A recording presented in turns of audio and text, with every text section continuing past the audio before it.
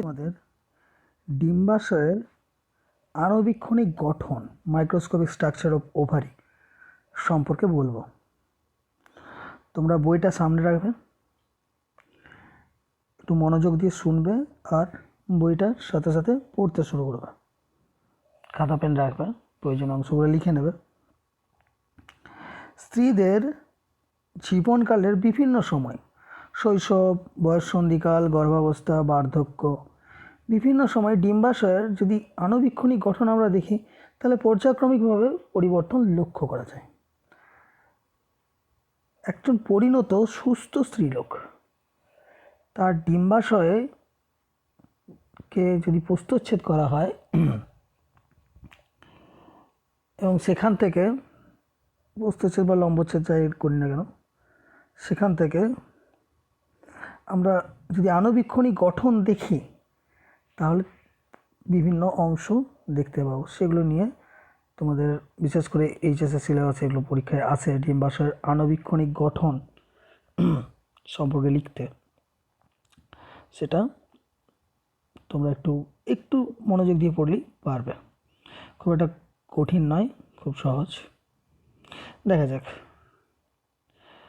পরিণত ডিম্বাশয় হচ্ছে আণুবীক্ষণিক গঠন, কী কী অংশ থাকে। অংশগুলোর মধ্যে হলো প্রথমে জার্মিনাল এপিথেলিয়াম বা প্রজননিক কলাস্তর। ডিম্বাশয়ের বহিস্থ বাইরের কলাস্তর এটা,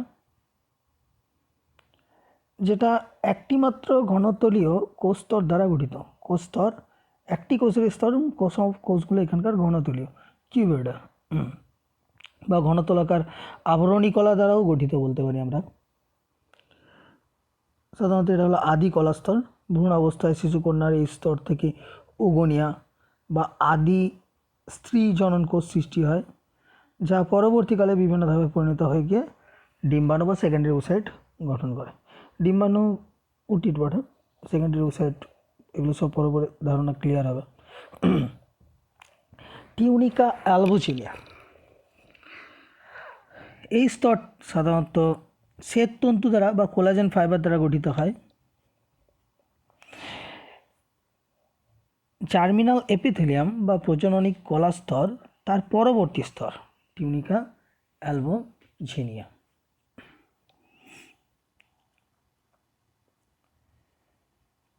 এটি ডিম্বাশয়ের আবরক রূপেও কাজ করে এবং ভেতরের অংশগুলিকে বা ভেতরে যে অন্যান্য স্তরগুলো আছে সেগুলোকে রক্ষা করে। এই টিউনিকা অ্যালবুজিনিয়া দ্বারা আবৃত ডিম্বাশয়ের ভেতরের অংশটাকে বলা হয় ধাত্র বা স্ট্রোমা। এটা সংযোগ কলা বা যোগ কলা দ্বারা গঠিত হয়। ডিম্বাশয়ের ভেতরের অংশকে পুষ্টি প্রদান করা এবং উদ্দীপনা প্রদান করা বা উদ্দীপনা সৃষ্টি করা হলো প্রধান স্ট্রোমার কাজ। স্ট্রোমার দু রকমের অংশ থাকে, পুরো স্ট্রোমাটাকে দুভাগে ভাগ করা হয়, কর্টেক্স আর মেডালা। কর্টেক্স স্তর বাইরের স্তর, ওজেনেসিস প্রক্রিয়ায় উৎপন্ন বিভিন্ন ধরনের ডিম্বথলি, আদি ডিম্বথলি, প্রাথমিক ডিম্বথলি, গৌণ ডিম্বথলি, পরিণত ডিম্বথলি, তারপরে কর্পাস লিউডিয়াম, এগুলো সব আমরা এই স্তরে দেখতে পাই। আর মেডাল হলো কেন্দ্রের স্তর। কেন্দ্রীয় অঞ্চলে স্নায়ু, রক্তবাহ, বিভিন্ন ধরনের তন্তুময় কলা, একটু লেখাটা ভুল আছে, যাই হোক তন্তুময় কলা দ্বারা গঠিত হয়।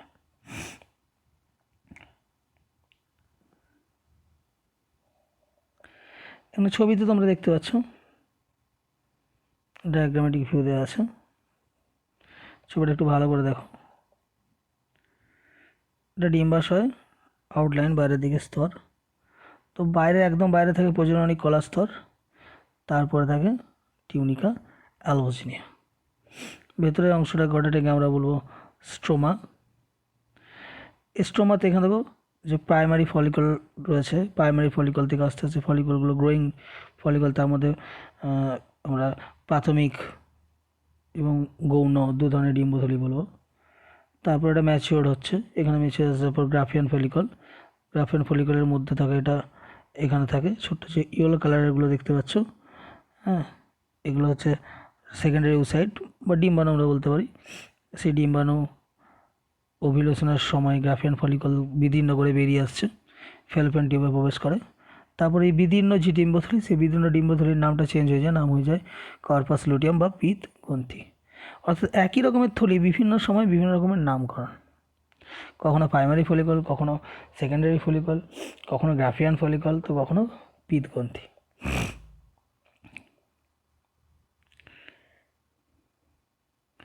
বইয়ে ছবি আছে, ছবিটা একটু দেখবে। ডিম্বথলি, তো স্টোমার পর 4 নম্বর পার্ট ডিম্বথলি। ডিম্বথলি ডিম্বাশয় জার্মিনাল এপিথেলিয়াম থেকে ডিম্বথলিগুলো সৃষ্টি হয়। উৎপত্তি আর পরিণতির উপর ভিত্তি করে ডিম্বথলিগুলো আবার কয়েকটা ভাগে ভাগ করা হয়। সদ্যজাত শিশুকন্যা ডিম্বাশয়ে অপরিণত ফলিকুলের সংখ্যা প্রায় 2.5 থেকে 5 লাখ। বয়ঃসন্ধিকালে এরা ধীরে ধীরে কমতে থাকে। বয়ঃসন্ধিকাল 8 থেকে 13 বছর বয়স। সেই সময় এই যে ডিম্বথলি বা ফলিকুলগুলো, ওভারিয়ান ফলিকুল, তার সংখ্যাটা 1 লাখ থেকে 2 লাখের নেমে গেছে। এবং সারা জীবনকালে 400 থেকে 500টি ফলিকুল পরিণতি লাভ পায়।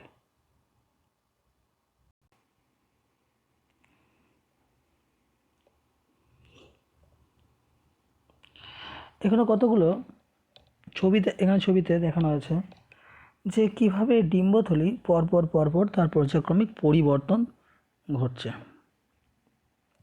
প্রথমে দেখো, প্রথম যে ছবিটা সেটা হলো প্রাইমোর্ডিয়াল ফলিকল বা আদি ডিম্বথলি। আদি ডিম্বথলির মাঝখানে আছে একটা উসাইট, বা আমরা বলতে পারি যে ডিম্বাণুমার্তি কোষ, তাকে ঘিরে আছে ফলিকুলার কোষ এবং আছে স্ট্রোমাল কোষ। এরপর চারপাশে যে স্ট্রোমার কোষগুলো ছিল, সেই স্ট্রোমার কোষগুলো ধীরে ধীরে ধীরে বাইরে আরেকটা স্তর সৃষ্টি করলো, থিকার কোষ বলা হয়। আর যে গ্র্যানুলোসা কোষগুলো ছিল, সেই গ্র্যানুলোসা কোষগুলো ভেতর দিকে আরেকটা স্তর সৃষ্টি করলো, গ্র্যানুলোসার কোষ। আর্লির পর যখন লেট ফলিকল তৈরি হচ্ছে, এখানে কিন্তু কোনো গহ্বর নেই। গহ্বরটাকে বলা হয় অ্যান্ট্রাম, অর্থাৎ ডিম্বথলির মধ্যে যে গহ্বর থাকে সেই গহ্বরটাকে বলা হয় অ্যান্ট্রাম। তাই এগুলোকে প্রি অ্যান্ট্রাল ফলিকল বলা হয়, যেখানে কোনো গহ্বর থাকে না। লেট বা গৌণ প্রিঅ্যান্টাল ফলিকল, সেখানে আমরা দেখব যে ডিম্বাশয়, এই যে ডিম্বাশয় রয়েছে, ডিম্বাশয়ের যে পর্দা থাকে, ডিম্বাশয় বলছি, ডিম্বাণুর বাইরে যে পর্দা থাকে সেই পর্দাকে ভাইটালাইন পর্দা মেমব্রেন বলা হয়। তার বাইরে থাকে জোনা পেলুসিডা স্তর, তার বাইরে থাকে কর্নার রেডিয়েটার স্তর, আর মাঝখানে এখানে আছে দেখো গ্র্যানুলোসা। এই যে কোষগুলো দেখতে পাচ্ছ, হ্যাঁ, এখানে প্রচুর কোষের স্তর আছে, এগুলো হচ্ছে গ্র্যানুলোসা কোষ। আর এর বাইরে যে ছড়িয়ে ছিটিয়ে কোষগুলো রয়েছে, এগুলো হলো সব থিকাস কোষ, থিকা ইন্টারনা, থিকা এক্সটার্না, থিকার কোষ। তাহলে আমরা এখানে ভাইটালাইন মেমব্রেনের পর দেখতে পাবো জোনা পেলুসিডা, তারপর গ্র্যানুলোসা কোষের স্তর, মাঝখানে গ্র্যানুলোসা কোষের স্তর, আর সবার বাইরে যে ছড়িয়ে ছিটিয়ে কোষের স্তর, সেগুলো হচ্ছে থিকাল। এরপরে অ্যান্ট্রাম সৃষ্টি হবে, অর্থাৎ ভেতরে যে গ্র্যানুলোসা কোষগুলো ছিল, সেই গ্র্যানুলোসা কোষগুলোর মাঝে মাঝে তরল জমা হবে। তরলটাকে বলে লিকার ফলিকুলি। তরলপূর্ণ গহ্বর সৃষ্টি হবে, গহ্বরটার নাম হলো অ্যান্ট্রাম। তো অ্যান্ট্রাম সৃষ্টি হলো। তো অ্যান্ট্রাম সৃষ্টি হওয়ার ফলে যে চাপ সৃষ্টি হবে, তারপরে যে এখানে যে সেকেন্ডারি উসাইডটা রয়েছে, সেই উসাইড ধীরে ধীরে এক প্রান্তে চলে আসবে। এক প্রান্তে চলে আসার পর এই থলিটা পূর্ণতা প্রাপ্তি ঘটবে। পূর্ণতা প্রাপ্তি হয়ে গিয়ে তারা প্রি ওভিউলারি বা গ্রাফিয়ান ফলিকুল পরিণত ডিম্বথলিতে রূপান্তরিত হয়ে যাবে।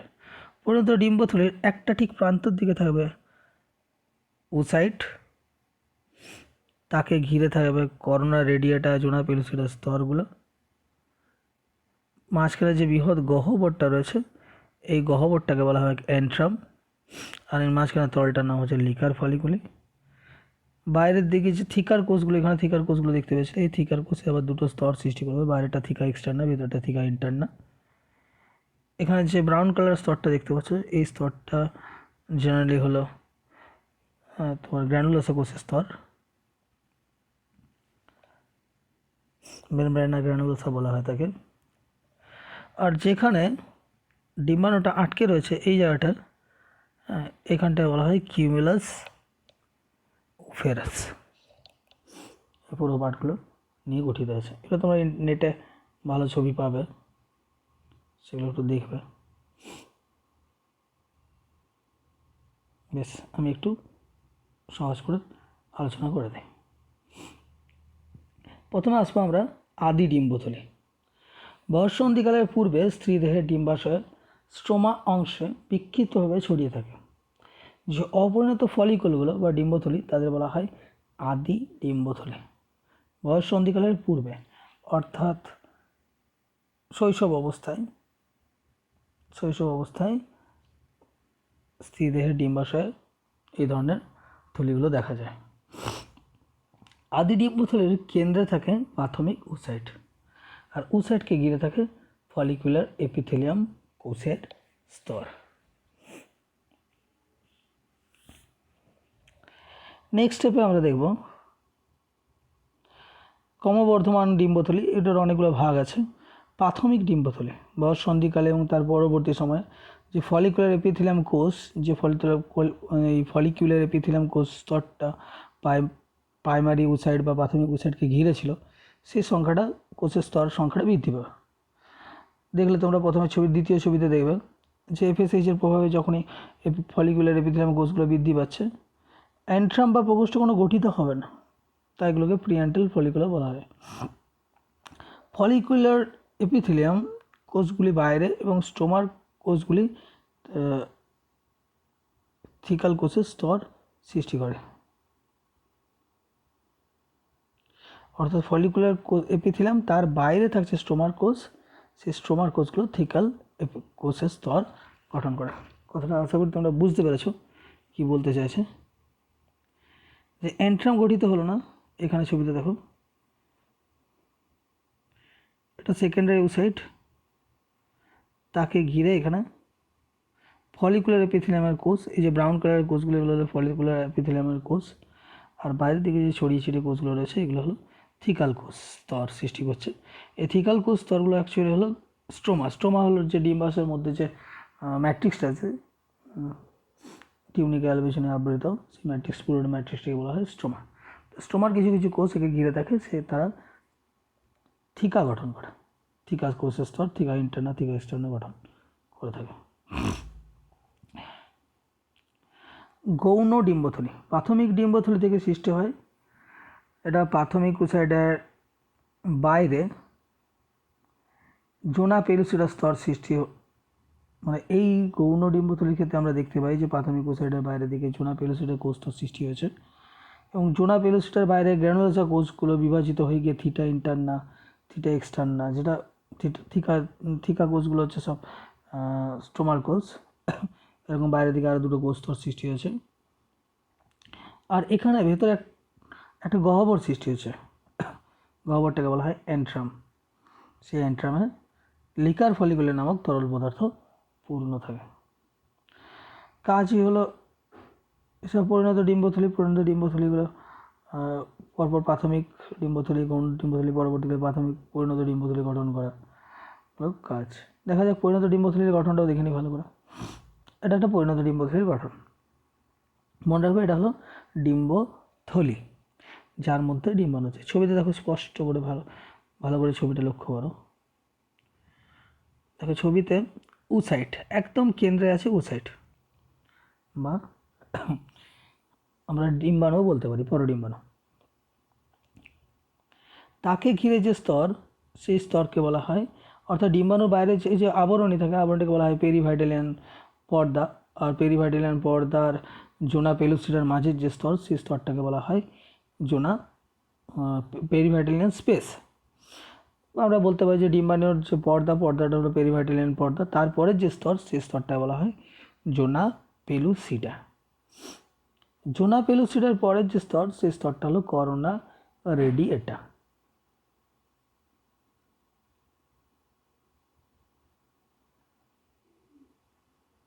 করোনা রেডিয়েটার পরের যে একটা এখানে পিঙ্ক কালারের স্তর দেখানো হয়েছে, সেটা হলো কিউমুলাস উসপেরাস। এই কিউমুলাস উসপেরাস স্তরের মাধ্যমেই ডিম্বাণু ডিম্বথলির সঙ্গে যুক্ত থাকে।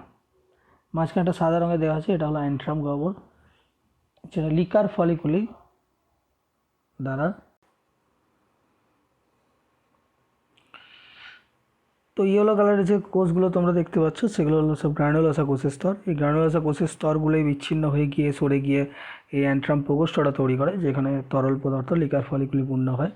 এবং লিকার ফলিকুলির চাপেই যে উসাইড আছে, উসাইডটা এক প্রান্তে সরে আসে।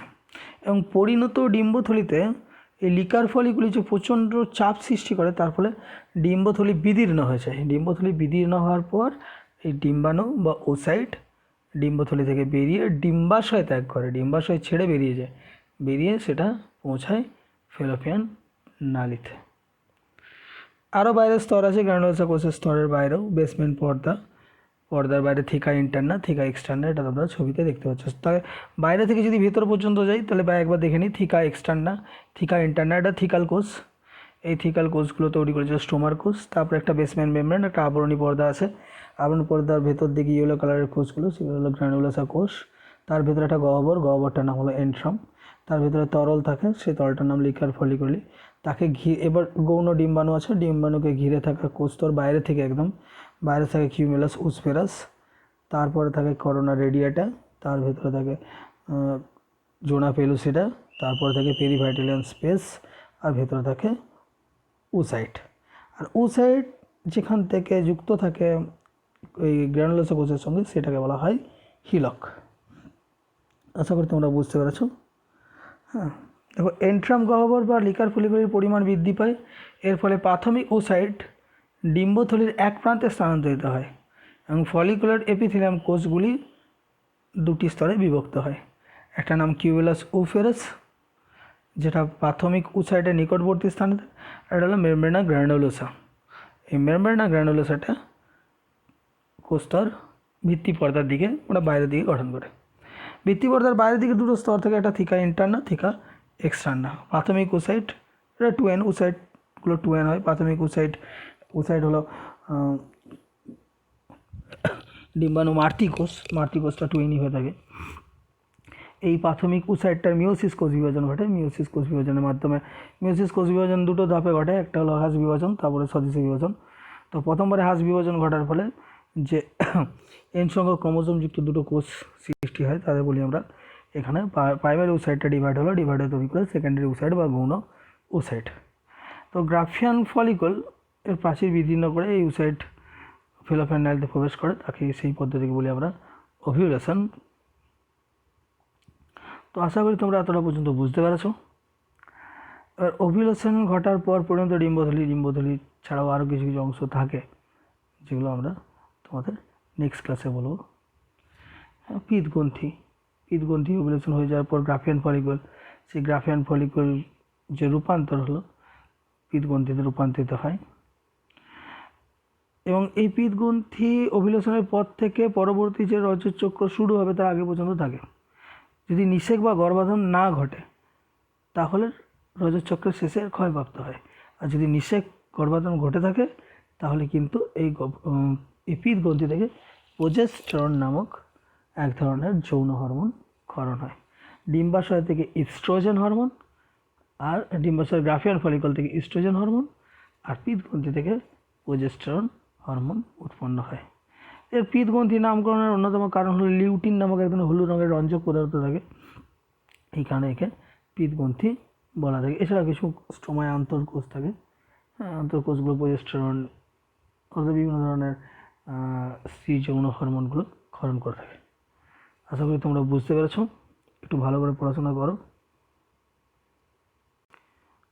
তবে ছবিতে তোমাদের আরেকটু বলে দিই, পুরো ধাপটা ক্লিয়ার হবে যে কীভাবে যে ডিম্বথলির পরিবর্তনগুলো ঘটল।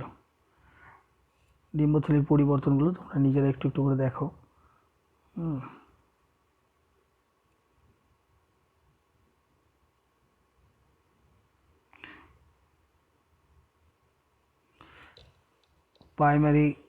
প্রাইমোর্ডিয়াল ফলিকল, ছোটো ছোটো ফলিকল যেগুলো দেখতে পাচ্ছ, এগুলো হলো প্রাইমোর্ডিয়াল ফলিকল। প্রাইমোর্ডিয়াল ফলিকল পরবর্তীকালে রূপান্তরিত হলো প্রাইমারি ফলিকুলে। আকারটা আস্তে আস্তে বাড়ছে, বড় হওয়ার পর প্রাইমারি থেকে সেকেন্ডারি, সেকেন্ডারি হতে হতে গ্রাফিয়ান ম্যাচুর হতে এন্ট্রাম, এখানে এন্ট্রাম ছিল না প্রকোষ্ঠ, এখান থেকে এন্ট্রাম সৃষ্টি হচ্ছে, এখানে এন্ট্রামের পরিমাণ বাড়লো, প্রকোষ্ঠের পরিমাণ বাড়লো, তখন এটাকে বলা গ্রাফিয়ান ফলিকল। এবার গ্রাফিয়ান ফলিকল থেকে উসাইড, যেটা উসাইডটা বেরিয়ে গেল, হ্যাঁ, অর্থাৎ বিভিন্ন গ্রাফিয়ান ফলিকল। এই গ্রাফিয়ান ফলিকলটা রূপান্তরিত হয়ে গেল কর্পাস লুটিয়াম বা পৃথগ্রন্থি। এবার পৃথগ্রন্থি স্টে করে থাকে কিছুদিন, দেন পৃথগ্রন্থি আস্তে আস্তে আস্তে কর্পাস অ্যালবিগেন্স অর্থাৎ ক্ষয়প্রাপ্ত হয়ে যায়। তাহলে পৃথগ্রন্থি খানিক সময়ের জন্য গ্রন্থি সম্পূর্ণ হয়, আর এই পুরো সেটটা হতে সময় লাগে 28 দিন। একটা চক্র, মেনস্ট্রুয়েশন সাইকেল। মেনস্ট্রুয়েশন সাইকেল যখন পড়াবো তখন তোমাদের এগুলো আরেকবার ডিটেলসে পড়াবো। আশা করি তোমরা বুঝতে পেরেছো।